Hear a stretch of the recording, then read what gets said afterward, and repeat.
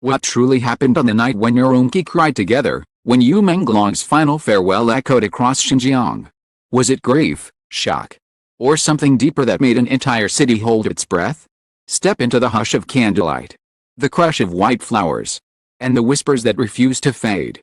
Join Red Carpet Revealed as we uncover the moments, the mysteries, and the meaning, starting now. The first candles appear without announcement. All stars pinned to a river of dusk. Their flames lift and sway as if listening. As if the evening itself has leaned in to hear what people will say. A hush spreads up and down the boulevard. The kind that exists only when thousands decide, without speaking, to be gentle with one another. Somewhere a thermos cap clicks open. Somewhere a bouquet of white lilies slips in its paper and is caught by a pair of careful hands. A child asks why everyone is so quiet. Her mother kneels, unsure how to thread an answer through the air without breaking it. No one planned this, and yet everyone seems to know what to do. Phones are kept to the chest rather than the sky. Conversations fold into the corners of mouths. The city moves like a single organism. Choreography invented in real time. Made of courtesy and intuition. It smells like paraffin and river wind and the faint sweetness of crushed petals carried along the pavement. From a speaker the size of a fist, a familiar melody floats out, soft at first, then braver. Then brave enough for others to hum along. 1,000 small harmonies stitch the night together. You might call it singing. You might call it remembering. You might call it a promise between strangers. I am here, too. What truly happened on the night when Urumqi cried together, when a final farewell, imagined or otherwise, echoed across Xinjiang? Was it grief, shock, or a feeling harder to name that made an entire city hold its breath? Step into the hush of candlelight. The sea of white flowers. The murmured stories passed hand to hand like warm tea on a cold curb. Join Red Carpet Revealed as we move carefully through the scenes, listening for the echo that keeps returning. They gather first where the river makes a gentle elbow toward the old market. Lanterns, reflected in water. Twin constellations. The faces along the railing are soft with that expression people get when they are watching memory arrive. Some hold postcards printed with a face in profile, eyes half-lidded. A near smile at the corner of the mouth, the kind of image that finds itself in wallets. Tucked into mirror corners. Balanced against speakers during late-night playlists. Others carry the first albums. Sleeves worn to velvet fade from being pulled out and slid back too many times. One has brought a radio. An antique with a wood grain case and dials that stick a little, insisting on attention and patience. The track that spills from it is not one of the hits. It is a B-side that never learned to be famous. People who are here know every pause, every inhale that lingers before a word lands. If you asked them why they came, the answers would widen like the river itself. Because he was there during winter exam weeks, when the hours felt too long and the future too short. Because his voice could hold the ache without turning it into drama.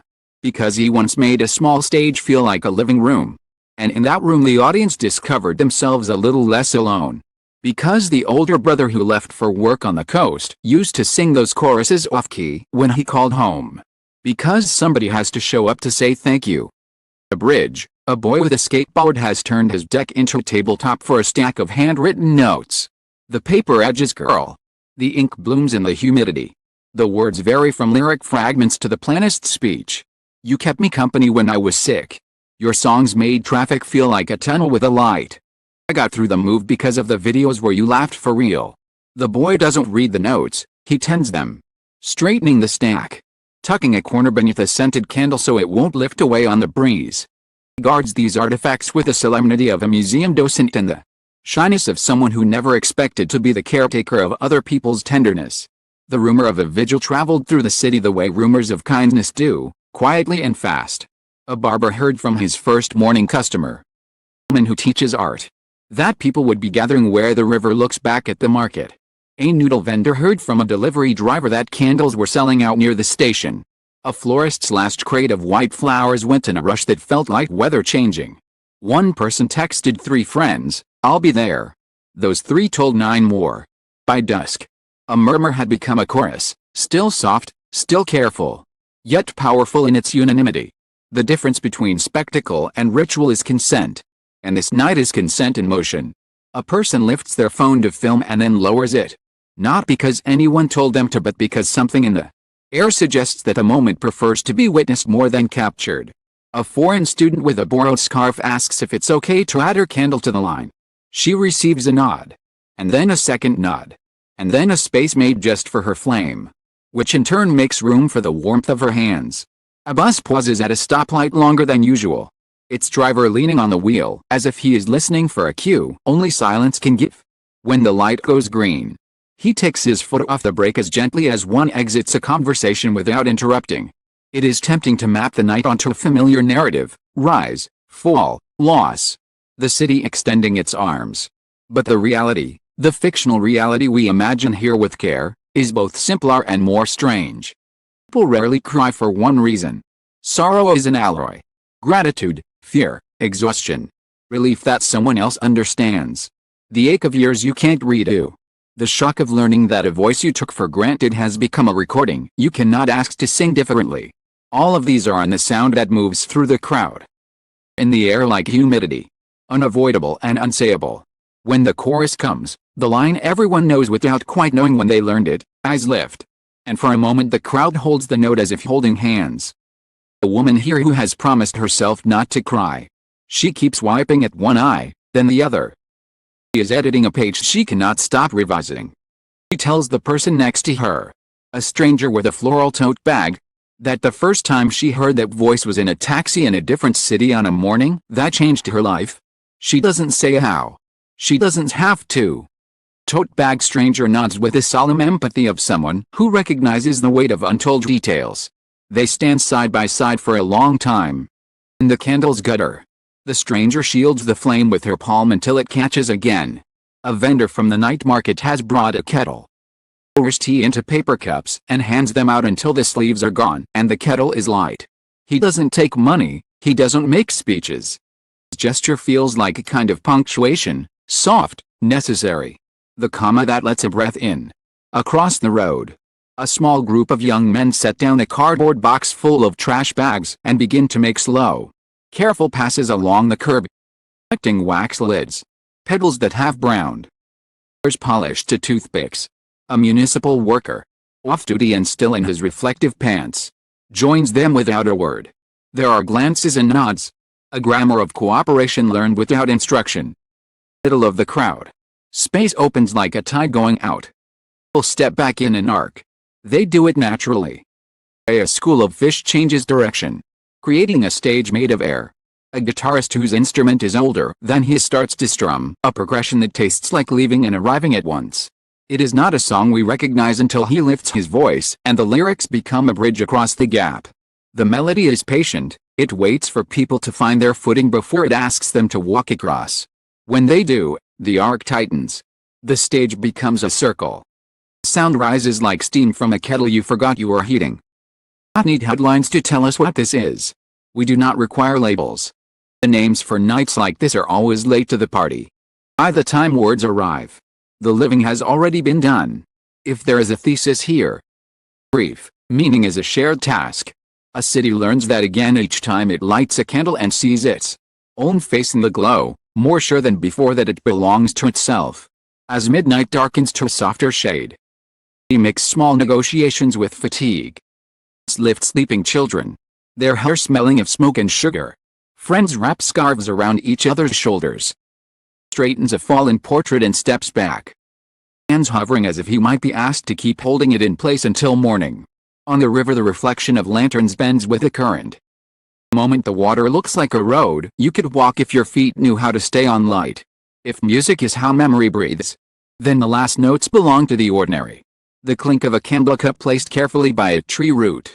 The clap of a hand on a shoulder after a long silence. Rasp of a lighter borrowed and returned. When the city finally exhales, it does so together, a long, low sound that leaves a quiet behind it where birdsong might fit. Once dawn remembers its lines. Nature like this could end right here, with petals on asphalt and a promise to be kinder tomorrow. But rituals, songs, have echoes. The hush of a vigil travels. Phones and timelines. Gets braided into montages and essays and small decisions made in kitchens at noon. What began at the river's elbow will not stay there. By buses. It will follow the thermos to the office. It will wait outside schools until the bell rings. The echo will learn to speak in many tongues, some careful, careless, and it will ask questions we will need time to answer. The candles are only the beginning. The morning will have its say. If you want to understand how a night like that keeps living, with the simplest instrument, a screen. In the hours after the last candle-size entrance cup, pictures move. Not many, people were careful. Mostly, but enough to sketch the outline of a mood. A pair of hands sheltering a flame from the wind. A line of shoes, neatly arrayed like punctuation marks at the curb while their owners sat cross-legged on the median. A tear held in the lower lid like a raindrop refusing to fall. The images do not shout. They murmur. Ask for captions that behave. The first posts are not about going viral, they are about remembering together. A woman uploads 15 seconds of humming. Microphone overloaded in a way that makes the harmony sound like a heartbeat. She writes nothing except the date and a candle emoji. Feed fills with replies that do not ask for more. Student posts a photograph of his grandfather's radio in the crowd.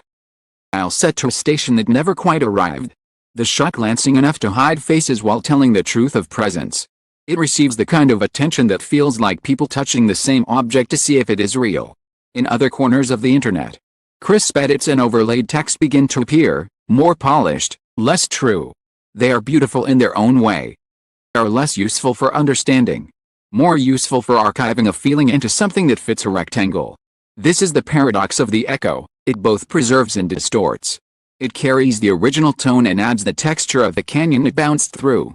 The canyon, in this case, ecosystem of platforms, expectations, and incentives that do not easily make room for slowness. But slowness will have its day if we let it. Fan Club quietly compiles messages from the Vigil and translates them. Not for clicks but for long-distance relatives who cannot read the original script. A local newspaper publishes a single photograph of the river at dawn. The wax stains shaped like a constellation no one has named. Accompanied by a column that says, "Bay silly. Let us be good to one another." A teacher prints a screenshot of someone's lyric-strewn post and tacks it to a corkboard under a sign that reads "Community is homework." Elsewhere, money moves. Because it always does. Florists order more white lilies than usual. Stationery shop whose best sellers are sticky notes and school pens suddenly cannot keep heavy cream paper in stock. Taxi drivers tell each other where traffic pinches and how to glide around it without disrupting the gravity of the roads nearest the river. A cafe decides to run tea at cost for a week and ends up with a full house every afternoon, all of them quiet. All of them grateful for a table to put their elbows on. None of this is exploitation in the cheap sense. Microeconomy of a feeling. Moving as feelings do. With a tenderness that resists being tallied. The echo also asks questions about permission. Who owns the sound of a crowd singing a chorus no one wrote alone? Who owns the sight of a candle's flame on a stranger's cheek? The best answers are shy and practical. Blur a face if the face is the story. A frame if the ring on a finger might tell more than anyone meant to say. Ask before you turn a private ache into a public emblem. The small sources. Treat the big ones as if they were small. Choose to be a neighbor rather than a collector. In return, we'll let you keep what you can carry without dropping it. Memory, stirred by the Vigil, begins to branch. Some branches are playlists. Line up like beads on a thread, one to walk home by. One to sit in the window with. To make coffee too. One that requires a chair and nothing else, a chair and the courage to feel everything it brings up. Other branches are actions. A group of volunteers drafts a checklist for safe, respectful gatherings. Bring water, bring extra cups. Appoint someone to watch the curb at crossings.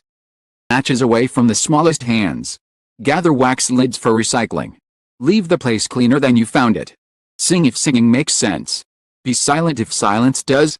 They post a list with no logo and no demand to join anything. It travels farther than they expect. Not because it is branded but because it is useful. Across time zones, people who have never been to Urumqi light candles on their windowsills. A grandmother in a distant city hums a chorus she has never heard stand up in a crowd. And yet somehow she knows when to breathe. In a dorm tries to play the melody and then gives up, deciding to listen instead. The echo collects these gestures the way a river collects leaves, carrying them forward without insisting any one leaf is the point. As always, missteps. Headlines that mistake reverence for scandal. Tales with exaggerated tears and arrows pointing at nothing in particular. Clips edited so tightly they strip events of time and space, leaving behind only a sensation that curdles into suspicion. These exist because attention is a currency and some will always try to mint it fast. But the city, by which we mean the living community of people who are there, and those who understand how to witness, has better taste than the algorithm. It favors the unpolished, the tender, human-scaled. It comments, "Thank you for keeping this gentle." It scrolls past the rest. Remains, a week later, is not a monument but a habit. People catch themselves lowering their voices on the footbridge. One does when stepping into a sacred place. Line forms at the florist on Thursdays for reasons no one can quite articulate. Lyrics appear in chalk on the low wall by the river, not the famous ones, but the crumbs of verses that say the simplest things well. In the mornings, joggers adjust their routes to include the elbow where the vigil began. Not out of piety, but because the curve of the water there seems to invite the day to behave itself. A busker learns the B-side that became a bridge and plays it without flourish, content to be a link in a chain. If the night taught anything, that the line between private and public is not a wall but a veil, and veils can be lifted carefully together. Family's grief is not ours to narrate. A community's tenderness, though, is ours to practice. The difference matters. To keep it, we need new reflexes. Verify before echoing. Edit before clipping. Ask before amplifying. Put down the phone if the moment asks to be held with two hands. Light the candle.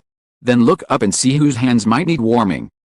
Echo indoors, not as noise but as weather. Changing how days feel as they pass. It makes room for quiet in places that previously mistaken loudness for life. It nudges conversations toward thank yous that were overdue. It reminds some of us to call the brother on the coast. Or the text we put off. To stand in the kitchen with the radio on and let a song we think we're done with find us all over again. It encourages the shopkeeper to keep tissues behind the counter and the municipal worker to carry an extra bag, just in case.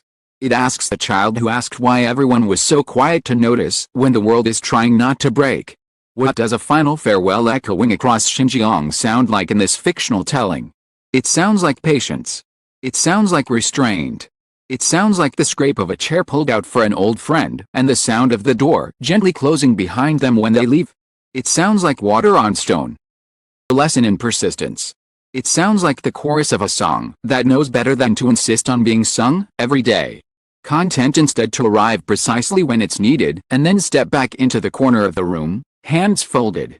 Present without performance. The city does not keep the candles lit forever. Be theater. And the point was never to pretend this night could last. Instead, it learns to light smaller lights, more often. A round of applause kept brief so the next speaker can begin. A held elevator. A door opened with a hail of a hand because your arms are full of lilies. Rituals degrade beautifully into manners when we let them. Manners, true ones, are just rituals scaled to fit a Tuesday. If you walk the river weeks later, still find the wax constellations. Weather will blur them. Shoes will abrade them. Rain will lift their edges and write them into the gutter. On some mornings, when the sun rolls low across the water and the wind goes about its slow business, the stains will gleam faintly like inscriptions in a language you almost remember. You could kneel and trace them with a fingertip. Decode them but to thank them for reminding you that the city is capable of extraordinary gentleness when it chooses to be. You could stand. Pocket your hands against the lingering chill. Turn toward the day with a small vow tucked behind your ribs, be softer. Sin when the time asks for it. And let silence be the frame for the picture when the picture is what must be honored. This is where we leave the night. Not with closure but with cadence. The echo has crossed the river, climbed the hill, slipped into kitchen radios and office playlists, softened the angles of certain conversations, and changed. In small ways that matter. City walks through itself.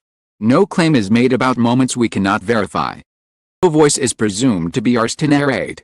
We say only this: sometimes people gather to hold something precious together. And in the gathering they learn that they are precious to one another. Rest, flower vendors, guitar chords, thermos steam. The child's question that no one fully knew how to answer, belongs to the living. For those who wanted the story to end with a pronouncement. Offer instead of practice. Light the candle. The line. Hold the door. Be tender with strangers. When the city cries together, whether in fact or in the careful fiction, We build to respect what we cannot say. Let the echo you send be worth hearing. From all of us at Red Carpet Revealed. That is the only headline that matters after the headlines are gone.